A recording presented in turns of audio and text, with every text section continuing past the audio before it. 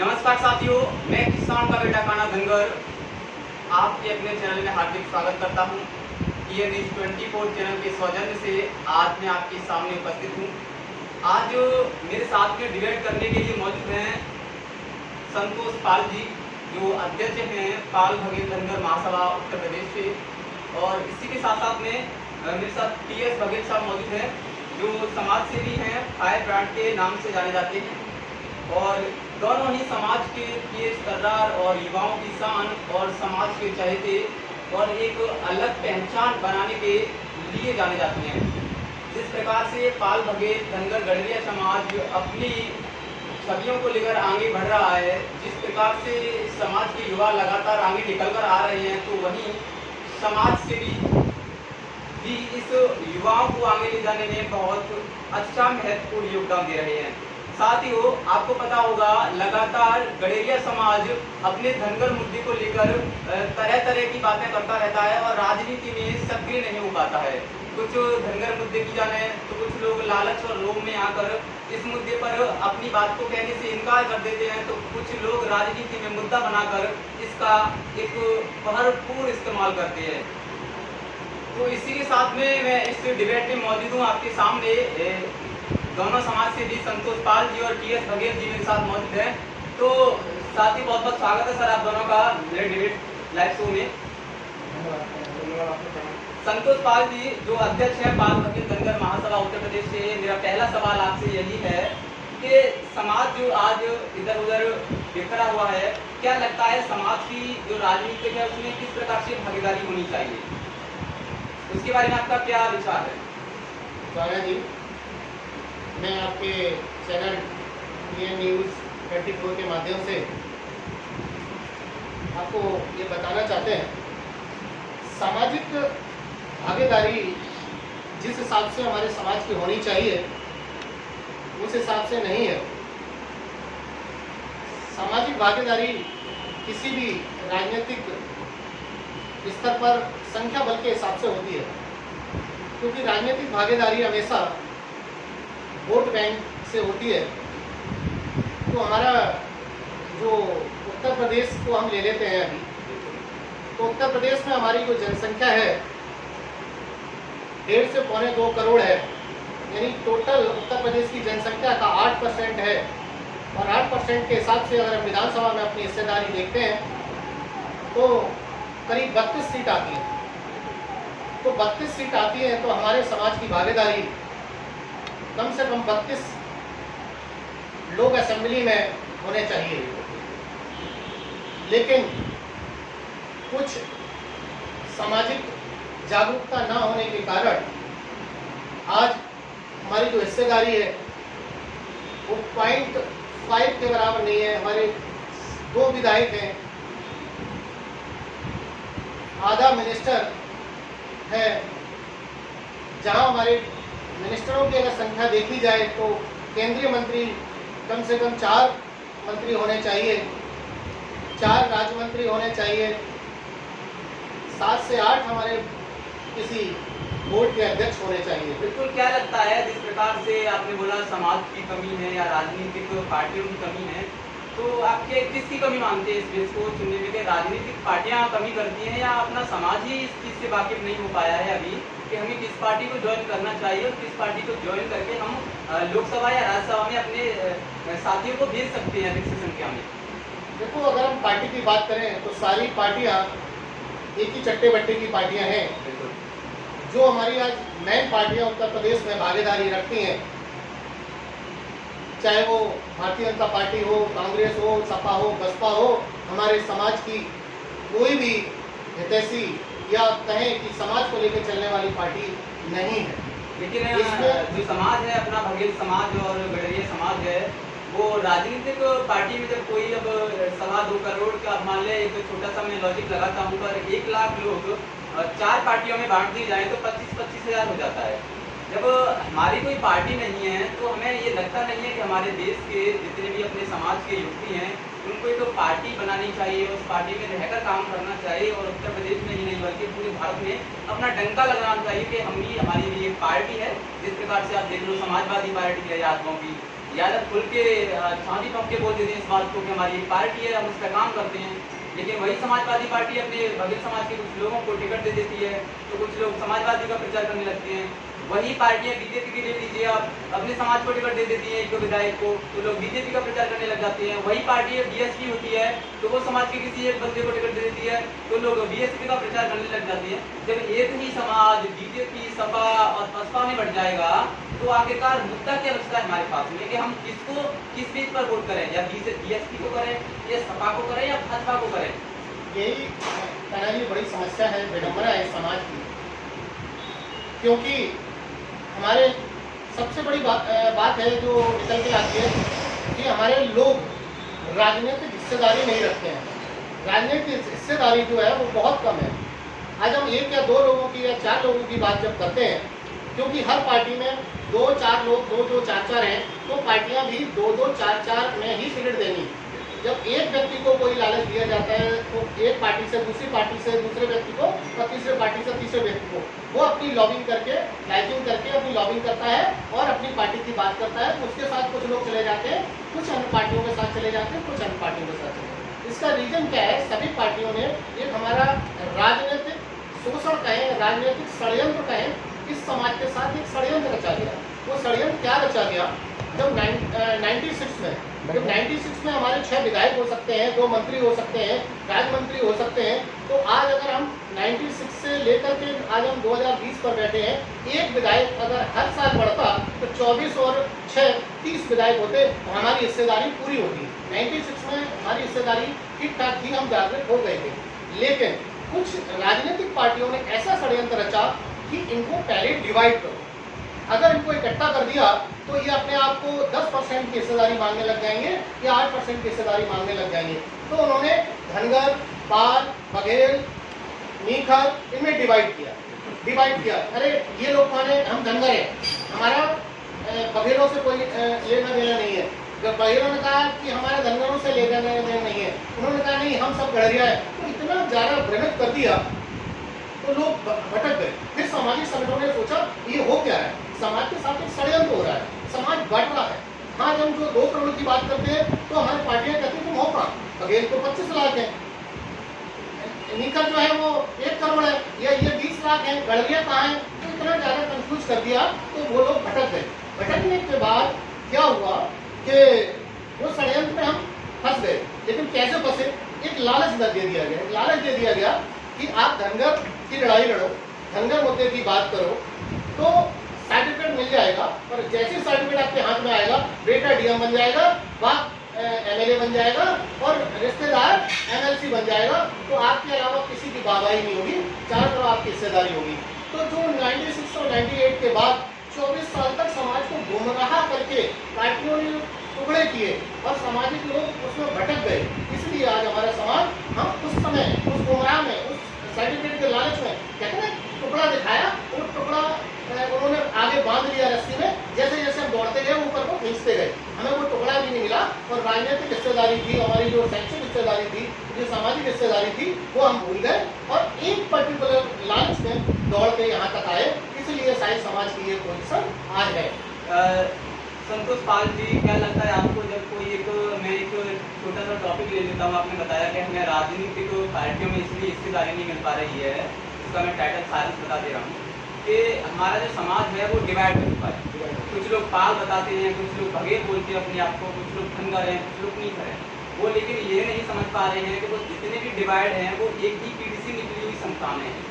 जैसे एक मम्मी होती है हमारी, एक गाँव की, ग्रामीण अंचल की बात कर रहा हूँ मैं, अभी गाँव से ही।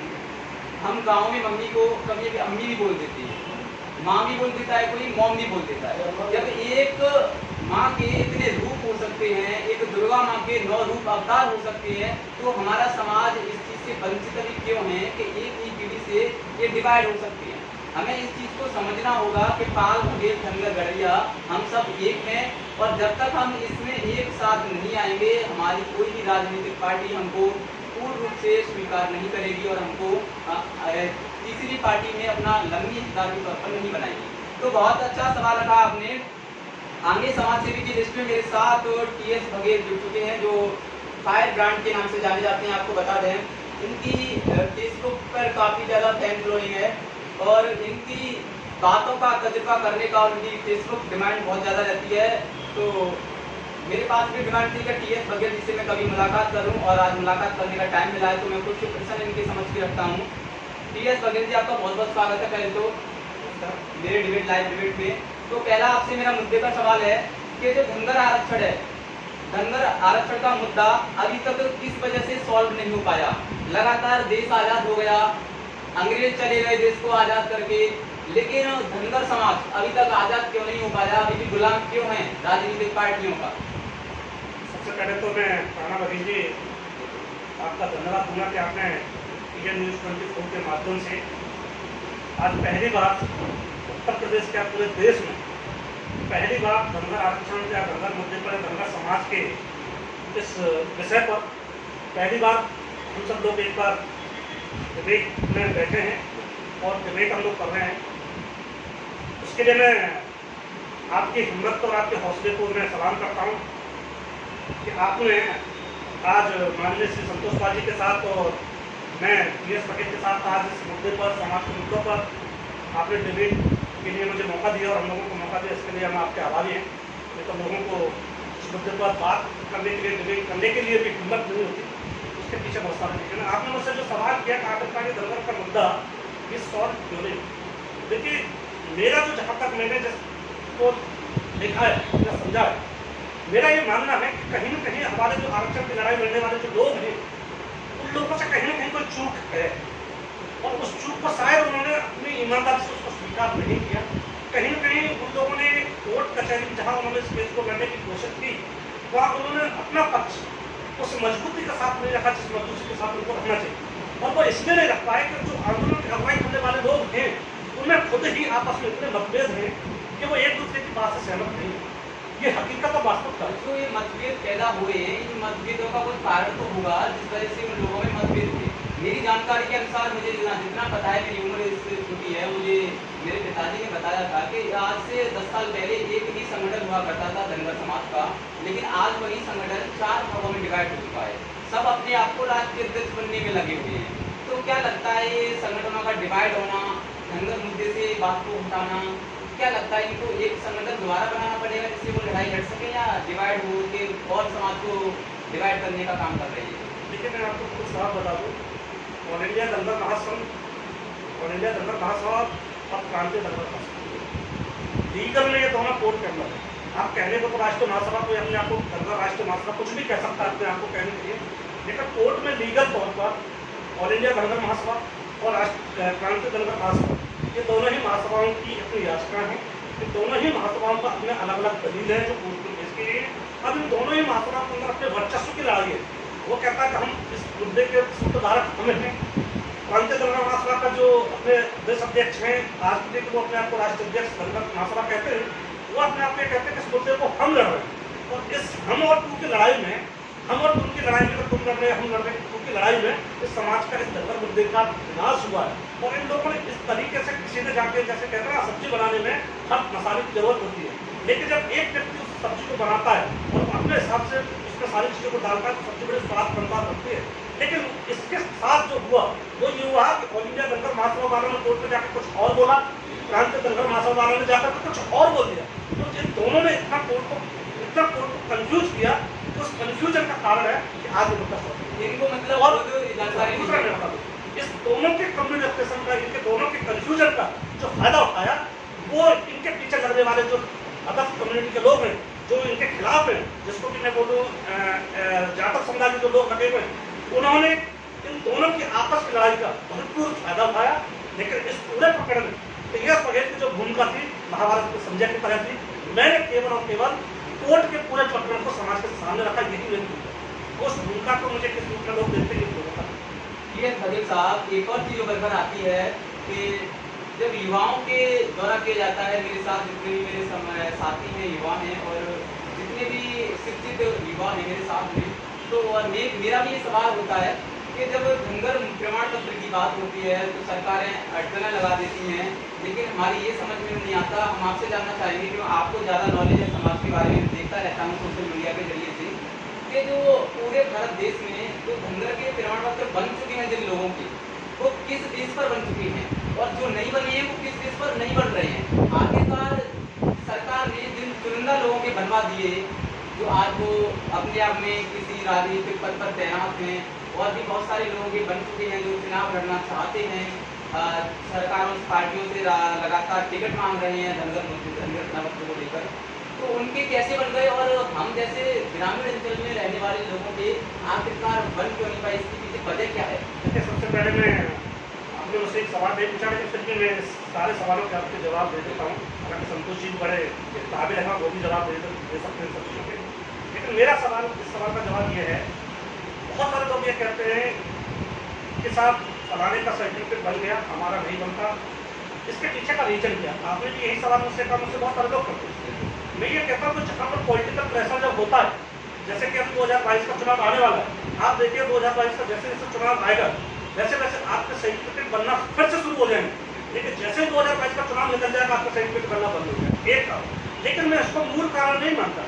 मैं ये कहता हूँ कि समाज के टॉप मोस्ट लेवल के नेता जितने भी हैं, बड़े बड़े लोग हैं, आखिरकार उनका कैसे बन गया? उनको तो आंदोलन करने की आवश्यकता नहीं होती, उनको किसी पॉलिटिकल पार्टी के प्रेशर की जरूरत नहीं होती, है ना? मेरा सबसे सवाल यही है कि आम आदमी जब एक नेताओं का जब सर्टिफिकेट बन सकता है, जैसे कि माला सिंह धनगर जी हों, एस पी बघेल जी हों, राकेश पटनी जी हों, और भी तमाम लोग हैं, जी धनगर जी हों, नंदन सिंह धनगर जी हों, तमाम लोग हैं समाज के जो पॉलिटिकल हैं और वो बड़े लोग हैं, उनका सर्टिफिकेट डीएम तहसीलदार देने जाता है, और जब एक आम आदमी का सर्टिफिकेट जब बात आ जाती है तो मुझे ये समझ में नहीं आता कि कोर्ट का, कचहरी का, इस सबके हवाला क्यों दिए जाते, क्यों नहीं बनते?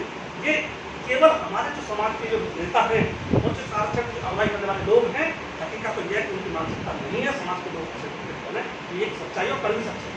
बिल्कुल, इसी के साथ में मेरा इसी मुद्दे को लेकर संतोष पाल जी से सवाल है कि आखिरकार एक मैटर समाज में चलता है कि कुछ लोग अपने नाम के पीछे पाल लगाते हैं, कुछ लोग अपने नाम के पीछे धनगर लगाते हैं, तो कुछ लोग अपने नाम के पीछे गडरिया लगाने का शौक रखते हैं, तो कुछ लोग अपने नाम के पीछे जो उनको अच्छा लगता है रौतेला वगैरह अपने गोत्र लगाते हैं। लेकिन इनकी बात छोड़ें तो लोगों के कमेंट भी देखने को मिलते हैं। मैं सोशल मीडिया पर एक्टिव बनता हूँ और मैंने देखा भी है, टीएस बघेल से मैंने एक दिन ये सवाल किया था, व्यक्तिगत फोन करके पूछा था मैंने कि सर समाज में एक हलचल पैदा करने वाली खबर दौड़ रही है कि लोगों को भ्रमित किया जा रहा है कि आप अपने नाम के पीछे से बघेल को हटाओ और धनगर को लगाओ तो आरक्षण मिल सकता है, अगर धनगर नहीं लगाएंगे तो आरक्षण नहीं मिलेगा और धनगर लगाएंगे उसी के सर्टिफिकेट बनाए जाएंगे।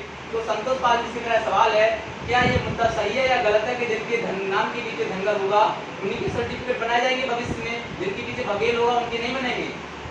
ये जो लड़ाई आप बात कर रहे हैं पीछे लगाने के टाइटल, ये जातियाँ नहीं है।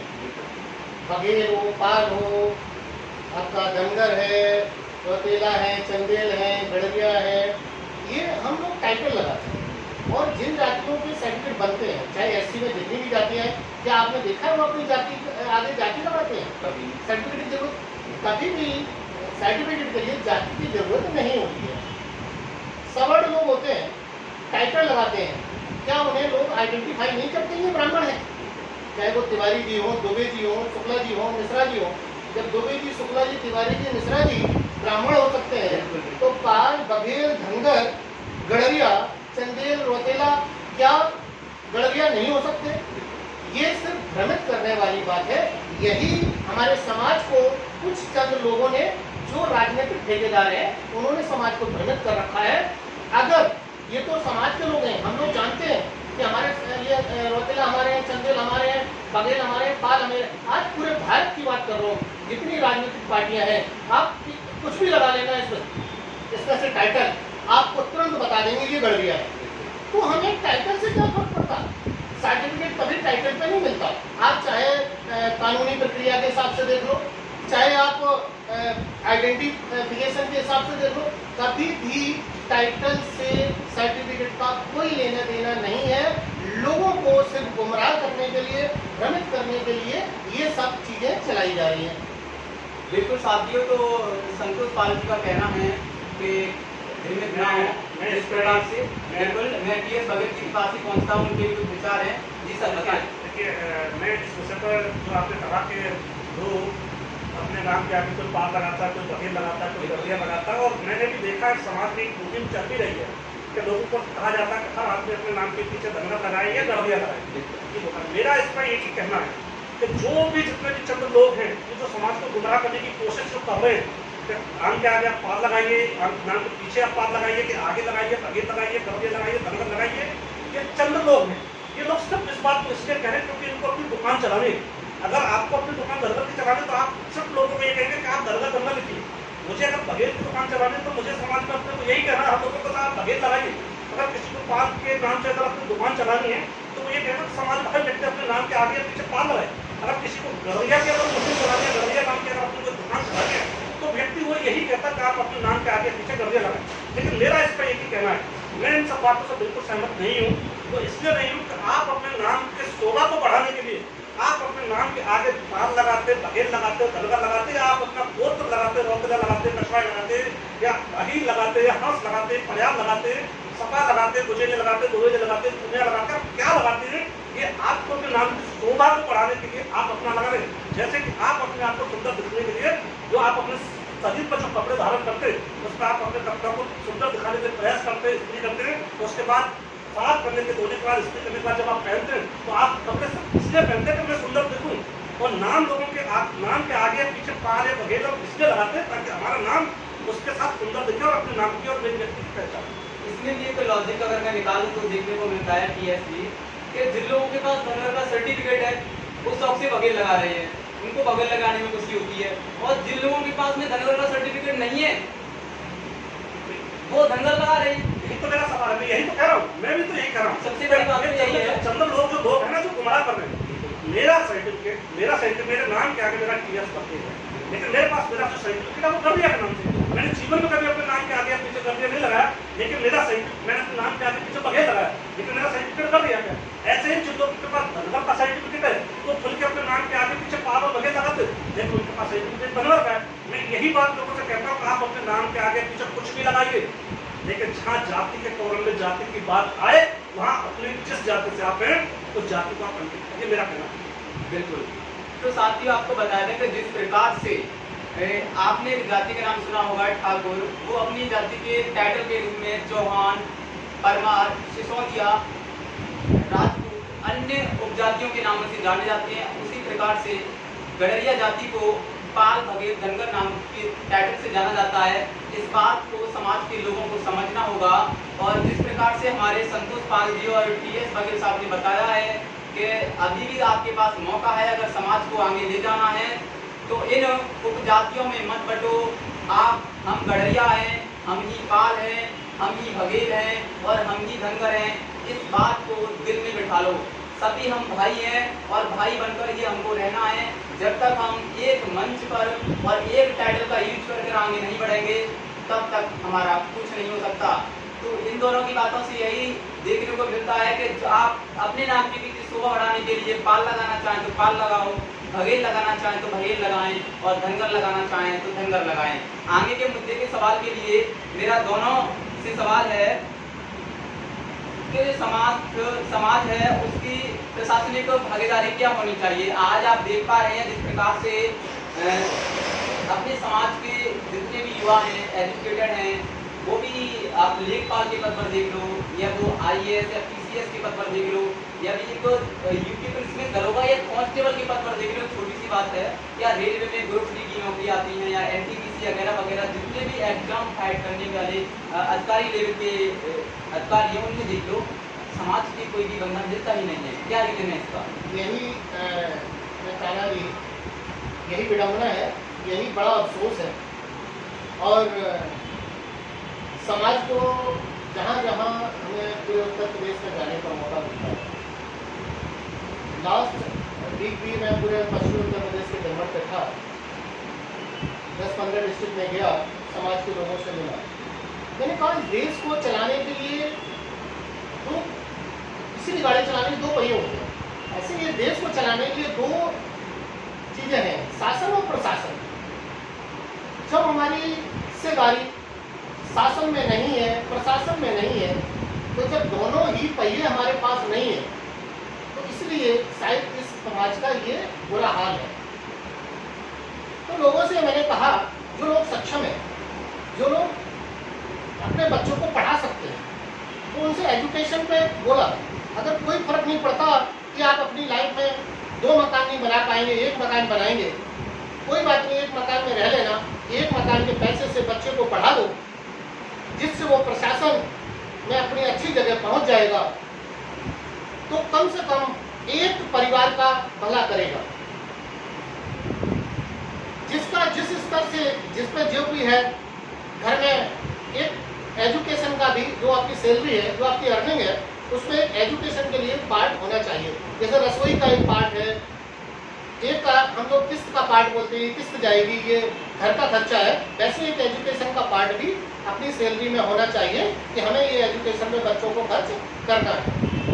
तो इसी हिसाब से लोगों को जागृत करके वो अपना प्रशासन में भागीदारी करें, और शायद उसका परिणाम ये है, 2-3 साल से आप देख रहे हो कि जो 2-3 साल हम पहले जाएं तो हमारा एक भी IAS नहीं होता था, एक भी PCS नहीं होता था, लेकिन लास्ट ईयर हमारा IAS भी हुआ है। यतेंद्र पाल मास्टर रमेश जी हैं गाजियाबाद के, उनका बेटा अभी IAS हुआ है, अनुराधा पाल हुई है, हमारे 12 लोग PCS में इस वर्ष आए हैं, जुडिशरी में काफ़ी लोग आए, लेकिन ये अपने स्तर से हैं, हमें वो लाभ नहीं मिल रहा। जब हमारी एक पर्टिकुलर सरकार है जो SC वर्ग को सपोर्ट करती है, जब उस सरकार के टाइम पर कोई PCS की प्रशासनिक वैकेंसियाँ निकलती हैं तो 200 में से 125 लोग उन्हीं के होते हैं, सारे लोग होशियार हो जाते हैं वो। फिर हमारे किसी BC वर्ग से किसी पार्टी की सरकार होती है तो 100 वैकेंसियाँ होती है, 56 उनमें एक ही कास्ट के PCS हो जाते हैं पर्टिकुलर। आज एक सत्ता में सरकार बैठी है, आपने देखा होगा अभी 69,000 वैकेंसियाँ थी टीचर की, तो पर्टिकुलर उसी कास्ट के 20,000 लोग इंटेलिजेंट हो गए, मेरिट में सिलेक्शन हो गया। तो इसका रीजन यही है, हम कहते हैं प्रशासन और शासन। प्रशासन में आप अपने कदम बढ़ाओ, शासन में आप कदम बढ़ाओ। जब आप हिस्सेदारी में दोनों पैदल चलेंगे तो जहाँ हमारा बच्चा गिर रहा है, सपोर्ट हो रहा है, उसके साथ गलत हो रहा है कहीं, तो प्रशासन में बैठे लोग उसको साथ देंगे और वो अपने ट्रैक पर चल जाएगा। बिल्कुल, तो मैं इसी साथ में इसी मुद्दे को लेकर TSP की बात करना चाहूँगा। TSP क्या विचार है आपके इस मुद्दे को लेकर, जिस प्रकार से संतोष पाटिल जी ने बताया, संतोष पाटिल आज युवा शिक्षित होता जा रहा है और पहले की अपेक्षा अगर तुलना की जाए तो हमारे युवा निकल कर आ रहे हैं और IAS PCS भी बन रहे हैं, लेकिन उस प्रकार से नहीं बन रहे जिस प्रकार से हमारी जनसंख्या के हिसाब से अगर तुलना की जाए, प्रतिशत देखा जाए, तो उस हिसाब से हमारे युवा निकल कर नहीं आ रहे। लेकिन इसके बारे में आपकी क्या विचार है? मैं संतोष पाटिल की बात से सहमत हूँ, लेकिन उस पर आगे थोड़ा सा उसमें आगे जोड़ने की मैं कोशिश करता हूँ कि इस देश के लोकतांत्रिक परंपरा वाले इस देश में, और मेरा मानना यह है कि जहाँ पर समस्या जहाँ खड़ी होती है ऊपर होती है, तो इस देश में हर समस्या का समाधान राजनीति, जिस हर ताले की चाबी इस देश में राजनीति, जिस समाज का राजनीति में भागीदारी है, वर्चस्व है, उस समाज का हर तरीके से हर पैराग्राफ पर समाज का वर्चस्व हावी है। जैसे कि मैं उत्तर प्रदेश के बारे में बात करूं तो उत्तर प्रदेश में मैं यादवों को अगर लेता हूं तो यादवों को राजनीति में लाने के लिए यादवों ने मुलायम सिंह के लिए सब कुछ अपना नौछावर किया, लोगों ने कुर्बानियां दी। तो मुलायम सिंह यादव को मुख्यमंत्री बनाया, अखिलेश यादव को मुख्यमंत्री बनाया। अब रिवर्स में जिसको हम बोलते हैं अकाउंटेबिलिटी, जिसको जवाबदेही हम कहते हैं, जवाबदेही होना सुनिश्चित होना बहुत जरूरी है। क्यों होना जरूरी है कि जब हीरो ने यादवों ने मुलायम सिंह और अखिलेश को मुख्यमंत्री बनाया तो पलट करके मुलायम सिंह और अखिलेश ने हर घर में, यादवों के हर घर में एक नेता और एक कर्मचारी, यानी एक सरकारी नौकरी उन्होंने देने का काम किया। क्यों किया? क्योंकि उन्होंने राजनीति में यादवों ने मुलायम सिंह को बढ़ाया और मुलायम सिंह ने हर घर में एक नेता पैदा किया, हर घर में एक नौकरी देने का काम किया। मैं इस बात को बार बार कहता हूँ कि क्या ये हमारे समाज के साथ ऐसा हुआ? हमारे समाज के जो नेता हुए, क्या उन्होंने राजनीति में समाज को आगे बढ़ाया? नहीं बढ़ाया। अगर उन्होंने राजनीति में समाज को आगे बढ़ा दिया होता, आज इस समाज की स्थिति ये नहीं होती। हमारे भी IAS होते, IPS होते, SDM होते, DM होते। यही कारण है, जब तक SDM DM इस समाज में नहीं हो सकते, जब तक कि इस समाज का राजनीतिक वर्चस्व राजनीति में आगे नहीं जाएगा। इस समाज को राजनीति में आगे लाने के लिए हमारे समाज जो नेता है उनसे समाज के लोगों को सवाल पूछने होंगे, उनकी जवाबदेही को तय करना होगा, उनसे ये पूछना होगा कि आखिर ऐसा क्या रीजन रहा। आप बड़ी बड़ी पार्टियों में, समाजवादी पार्टियों में राष्ट्र महासचिव, BJP जैसी पार्टियों का राष्ट्र अध्यक्ष, बहुजन समाज पार्टी के राष्ट्र महासचिव, बड़े बड़े पदों पर रहे, सांसद, विधायक, आप समाज के तमाम लोग रहे, उसके बावजूद भी आपके पास सारा सत्ता का सब कुछ होने के बावजूद भी, आपके पास अधिकार होने के बावजूद भी आपने उस समाज को, इस समाज को, गड़रिया समाज को राजनीतिक हक क्यों नहीं दिया? क्या आपकी मंशा नहीं थी समाज को आगे ले जाने की? क्या आपने समाज में लोगों को विधायक, सांसद, जिला पंचायत अध्यक्ष, प्रधान कितने आपने कितने लोगों को आपने पद दिए, कितने लोगों को आपने टिकट दी? ये सबका अकाउंटेबिलिटी हम लोग समाज तय नहीं करेगा अपने समाज के नेताओं से। मेरी समझता है हमारे जो ख्वाब है ना वो कभी पूरे होंगे, जैसे समाज के जो ख्वाब है। बिल्कुल, तो इनका मानना है कि हमारी जो राजनीतिक पार्टियां हैं वो ऐसी पार्टी से हम अभी तक जुड़ नहीं पाए हैं कि वो राजनीतिक पार्टी हमारे समाज को लाभ दे सके, क्योंकि ना तो हमारी कोई पार्टी है मेन उद्देश्य की जिसको हम ज्वाइन करके समाज को आगे ले जा सकें, ना तो ऐसी कोई पार्टी है जो इस समाज को आगे ले जाने के लिए तैयार है। इसी की बदौलत आज समाज का युवा नीचे ही रहता हुआ नजर आ रहा है। आपके सवाल पर मैं यही बोलूँगा कि राजनीतिक पार्टियों ने उत्तर प्रदेश में और देश में राजनीतिक पार्टियों ने भरपूर इस समाज के लिए मौका दिया कि समाज के लोगों को बड़े बड़े पदों पर पार्टियों ने रखा। आप ये नहीं कह सकते कि किसी पार्टी ने समाज को मौका नहीं दिया। पार्टियों ने तो समाज के नेताओं को मौका दिया, उनको राष्ट्रीय अध्यक्ष बनाया, उनको राष्ट्रीय लेवल के कार्यकारिणी में रखा, लेकिन इस समाज के जो नेता थे क्या उन्होंने अपने दायित्व को समाज के प्रति पूरा किया? यही कारण है हमारे समाज की विफलता कि उन्होंने अपने समाज के प्रति अपनी जो जवाबदेही है, अकाउंटेबिलिटी, उसको तय नहीं किया। उन्होंने अपने समाज के प्रति जो अपना फर्ज है उसको पूरा नहीं किया। बिल्कुल, यहाँ से निष्कर्ष निकलता है कि जिस प्रकार से एक क्रिकेट टीम होती है उसमें कप्तान को चुनने की आवश्यकता होती है, तो ये समाज अपना अभी तक उस कप्तान को नहीं चुन पाया है जिससे वो उसका कप्तान एक हो जाए और अपनी टीम को कंप्रोमाइज कर सके। एक करंट का सवाल है, उसके बाद मैं अपनी बारी को विराम देता हूँ कि आपने देखा होगा हरियाणा में गड़रिया समाज को एससी में शामिल कर दिया गया है, तो मैं दोनों के विचार लेना चाहूँगा। कुछ लोगों के कमेंट भी आ रहे हैं कि जो ये किया गया है वो गलत किया गया है, क्योंकि गड़रिया को पहले सांची में रहाया गया, उसके बाद में एससी में पेला गया। तो क्या लगता है ये आपको गलत किया गया है? कुछ लोग इस मुद्दे को लेकर सही बता रहे हैं कि समाज को किसी भी प्रकार से न्याय मिला, न्याय तो मिला, हरियाणा सरकार ने न्याय दिया, मनोहर तक न्याय दिया।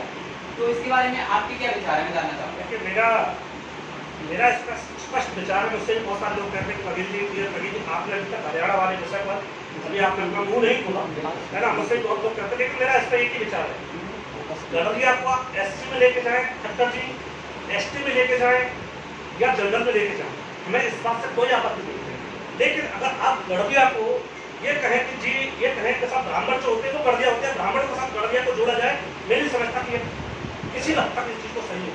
सांसी को गड़रिया के साथ जोड़ा जाना ये अपने आप में गलत है। आरक्षण उन्होंने दिया, गड़रिया को उन्होंने अनुसूचित जाति का आरक्षण दिया, मैं उसके लिए तो सहमत हूँ कि आरक्षण समाज को दिया वो सही है, लेकिन उन्होंने सांसी के आधार पर गड़रिया को जो आरक्षण दिया वो गलत है। मैं उसके साथ बिल्कुल नहीं, मैं उसका विरोध करता हूँ। बाकी तो संतोष पाल जी की अपनी क्या राय है इस पर? तो आगे हमारे संतोष पाल जी बताएं आपकी क्या राय है हरियाणा सरकार को लेकर, इस प्रकार से गड़रिया समाज को एससी में शामिल कर दिया गया है सांसी के तौर पर, तो क्या आपके विचार है इसके ऊपर? जैसा कि आप हरियाणा की बात कर रहे हैं, वो गड़रिया समाज को आरक्षण दिया गया। सच्चाई तो ये है कि गड़रिया समाज को आरक्षण दिया ही नहीं है। गड़रिया समाज को पहले तो कहा तुम अपना वजूद खत्म करो, तुम अपना अस्तित्व खत्म करो। आप पहले बोलो कि आप गड़रिया नहीं हो, सासी हो, और सासी जब बन जाओगे तो हम सासियों को एससी में आपको आरक्षण देते हैं। तो ये कैसे हम कह सकते हैं गड़रिया जाति को आरक्षण दिया है? खट्टर सरकार ने जो आरक्षण दिया है वो सासी को दिया है, और सासी गड़रिया से कहा तुम बोलो हम सासी हैं। लोगों ने कहा हम सासी हैं, उसमें भी बड़ा विडंबना है। कुछ लोग कह रहे हैं वो सासी है, वो गड़रिया का आरक्षण ले लेंगे, और जो नहीं है वो गड़रिया का आरक्षण नहीं मिलेगा। सबसे बड़ी बात आती है कि जैसे कि आपने क्वेश्चन पूछे कि आरक्षण तो हम लोग डिस्कस कर रहे हैं काफ़ी देर से, समाज में भी डिस्कस कर रहे हैं, तो ये तो हमारी रही स्टेटस इस समय जो स्थिति है। अब होना क्या चाहिए आगे? सबसे बड़ी बात है हमें डिस्कशन करना चाहिए कि अब क्या होना चाहिए। जो पीछे हो गया, अच्छा किया बुरा किया, हमारे बुजुर्गों ने अपनी समझ से अच्छा किया, जो भी किया था, हमें क्या करना चाहिए, राजनीतिक, सामाजिक, प्रशासनिक भागीदारी कैसे हो। तो मैं यही सबको, समाज के लोगों को संदेश देना चाहूँगा। सबसे पहले आते हैं धनगर मुद्दे की बात, क्योंकि वो सबके दिमाग में बड़ी बुरी तरह से छाया हुआ है और डीएनए में घुस गया है। तो मैं ये नहीं कहता कि आप आरक्षण मत लो, धनगर का मुद्दा है वो हल होना चाहिए, वो एक पार्ट है, जैसे बॉडी में आँख कान नाक मुंह पार्ट होता है, वो एक पार्ट है आपके कैरियर के लिए, आपके समाज के लिए, आपके ऊपर चढ़ने के लिए वो एक छोटा सा टूल है। लेकिन हमें ये नहीं भूलना चाहिए कि हम इसकी केवल एक बैसाखी से ही 5 मंजिल या 20 मंजिल छत पर पहुंच जाएंगे।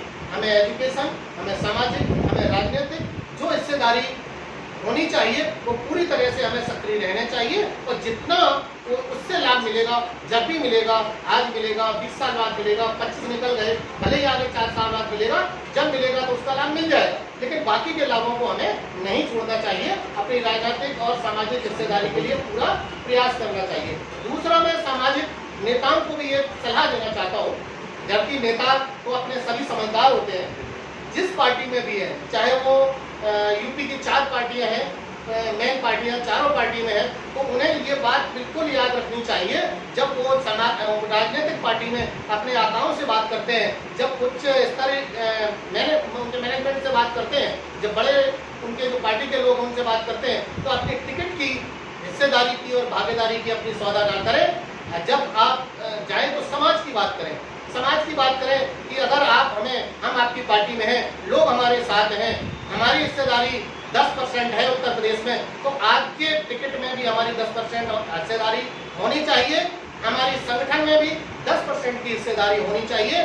जब प्रशासन का नंबर आता है, जब कोई बड़ी परीक्षाएं होती हैं, तो उसमें भी हमारी 10% की हिस्सेदारी होनी चाहिए। पार्टियां कहती तो हैं जिसकी जितनी भागीदारी उसकी इतनी हिस्सेदारी, जब बांटने का नंबर आते हैं तो हमारे नेता चंद अपने लालच में अपनी ओर कंप्रोमाइज कर लेते हैं। तो वो नेता अपना कंप्रोमाइज ना करें, उन्हें कुर्सी आज नहीं कल मिल जाएगी, लेकिन समाज को वो ये लाभ जरूर दिलाएं। हर पार्टी का नेता अपने पार्टी में अपनी पूरी समाज की हिस्सेदारी की बात करे तो शायद समाज आगे बढ़ेगा। और मैं युवाओं को यही कहना चाहता हूँ, अगर ये ऐसा नहीं करते हैं तो युवा बहुत जागरूक हो चुका है, युवा बहुत सक्रिय है, और सभी युवा अगर एक मंच पर आ गए तो यही हर पार्टी से बात करेंगे, फिर सौदा तुम्हें नहीं करने देंगे, तुम अपनी नेतागिरी करना। तो हम लोग जाके हमारे नेताजी को टिकट अकेले की बात मत करो, हमारे नेताजी के साथ यूपी का 10% 2 करोड़ लोग तुम इनके साथ हैं, आप 2 करोड़ के हिसाब से हिस्सेदारी की बात करो, आप 2 करोड़ के बदले में आप हमें क्या देना चाहते हो, तो ये स्टार्ट हो जाएगा। इससे अच्छा है आप अपनी नेतागिरी आगे करें, लीड करें, और इस हिस्सेदारी की बात आप खुद करें, जिससे युवाओं को आगे ना आना पड़े। बिल्कुल, मेरा अंतिम प्रश्न है संतोष पाल जी, क्या आप धनगर प्राण पत्र को लेकर, धनगर मुद्दे को लेकर पक्ष में है या नहीं है? हम बिल्कुल, अगर कोई लाभ मिलता है और जेन्युइन और संवैधानिक मिलता है तो हम बिल्कुल पक्ष में हैं, लेकिन लोगों के साथ धोखा करके, जब मुझे डाउट एक बात होता है, धनगर प्राण पत्र बनना चाहिए, धनगर हम हैं, लोग कहते हैं जेन्युइन संवैधानिक अगर है, वो हमारी पुस्तकों में या हमारे लॉ में है तो मिलना चाहिए, लेकिन मिलने के बाद वो छुपा के क्यों बैठते हैं? वो मिलने के बाद हमें छुपाना क्यों पड़ता है? मिलने के बाद वो कैंसिल क्यों होता है? इसका मतलब कहीं ना कहीं संवैधानिक प्रक्रिया में कमी है। हमें जो राजक्षण मिलना चाहिए वो छोटे से लास्ट व्यक्ति को जब फायदा मिलेगा संवैधानिक हिसाब से, तो मैं उस पक्ष में हूँ। मैं इस पक्ष में बिल्कुल नहीं हूँ कि 2, 4, 10 चुनाव के हिसाब से प्रमाण पत्र बन जाए और लोगों को लालच देने के बाद गरीब की हत्या होती है, उससे वो बेचारा बांटता रहता और उसका काम नहीं होता। संवैधानिक रूप से अगर इसका लाभ मिलेगा तो मैं बिल्कुल पक्ष में हूँ, संवैधानिक लाभ नहीं मिलता तो मैं इसके पक्ष में नहीं हूँ। पाल जी, बहुत बहुत धन्यवाद आपका। मेरा लाइव सवाल है PS बघेल जी से, आप धनगर मुद्दे के पक्ष में है या नहीं है? आपसे लाइव सवाल है मेरा समाज को लेकर के, आप धनगर मुद्दे के पक्ष में है। बहुत सारे सोशल मीडिया पर पूछा जाता है कि PS बघेल के दिमाग में क्या चल रहा है, PS बघेल जी के दिल में क्या चल रहा है। तो लाइव सवाल यही है कि आप धनगर के प्रमाण पत्र के मुद्दे के पक्ष में है या नहीं है? राणा बघेल जी, मुझे मालूम था कि आप ये सवाल जरूर करोगे, क्योंकि हर समाज का वो व्यक्ति जो मुझसे मिलता है तो हर व्यक्ति का सबसे पहला सवाल यही होता है कि मेरा, मैं इसको पता नहीं मैं अपना सौभाग्य मानूँ या इसको मैं अपना दुर्भाग्य मानूँ, मुझे इस चीज़ का आज तक समझ में नहीं आया। लेकिन फिर भी अगर आपने मुझसे सवाल पूछा तो मैं आपको अपने विषय में इस मुद्दे के विषय में क्लियर कर दूँ। धनगर आरक्षण मिलना चाहिए, मैं इसके पक्ष में हूँ। जैसा कि संतोष पाल जी ने कहा, मैं उसी चीज़ को दोबारा से रिपीट करने की कोशिश करता हूँ कि धनगर आरक्षण मिलना चाहिए, लेकिन हम इस मुद्दे के साथ हैं कुछ सवालों के साथ। उन सवालों के जवाब आखिर देगा कौन? उन सवालों का जवाब देने जो आरक्षण के आंदोलन के अप्लाई करने वाले लोग, वो लोग आखिरकार वो लोग मुंह छुपा करके क्यों बैठे, क्यों इस आरक्षण के मुद्दे के दिशा में जैसे संतोष पाल जो आज हम डिबेट कर रहे हैं, बेबाक तरीके से बेबाक बातों के आपके सवालों का हम जवाब दे रहे हैं, आखिरकार वो लोग क्यों नहीं निकल के आते? क्या इस समाज को उठे सवालों के जवाब, जैसे संतोष पाल जी ने कहा कि लोगों के बनते हैं, कुछ लोगों के कैंसिल हो जाते हैं, आखिरकार कैंसिल क्यों होते हैं? जो अगुवाई करने वाले लोग हैं, इसका ज्यादा अच्छे तरीके से वो लोग इसका जवाब दे सकते हैं। यही तो हमारा सवाल है, हम यही तो कहते हैं कि इन सवालों का समाधान कौन करेगा?